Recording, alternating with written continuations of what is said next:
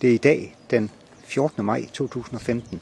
Vi laver her et forsøg, hvor vi sammenligner luftflowet på 2 forskellige solfangermodeller. SolarVentis SV7 til venstre og en kinesisk GS20 discount model her til højre. De er stort set lige store.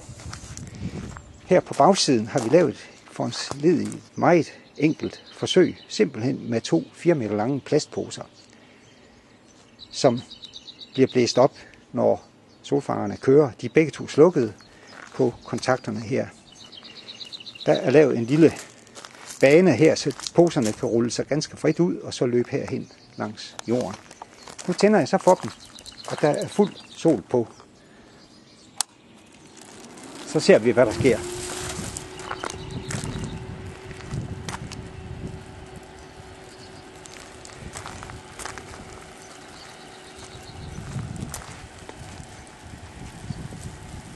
Nu ser vi, SV7'eren er allerede nu blæst op. Fuld opblæst. Hvad sker der med den anden? Den kommer lige så stille.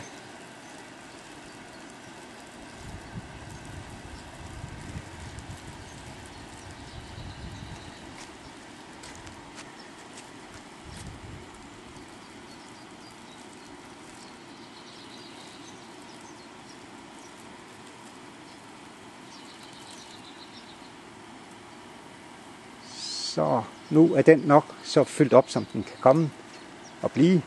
Så prøver vi lige at lave en yderligere test. Vi tager et stykke træ, som vi lægger hen over poserne. Vi skal lige have den trukket ud. Ja, jamen, det er fint.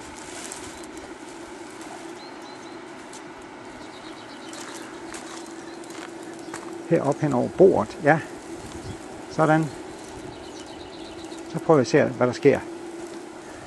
Jeg ser, at træet falder nærmest fuldstændig ned over på den side, hvor discount-modellen er. Den er ikke i stand til at holde trykket oppe.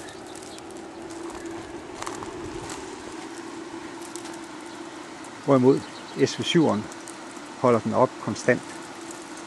Det siger noget om den trykformåen, der er i solfangerne.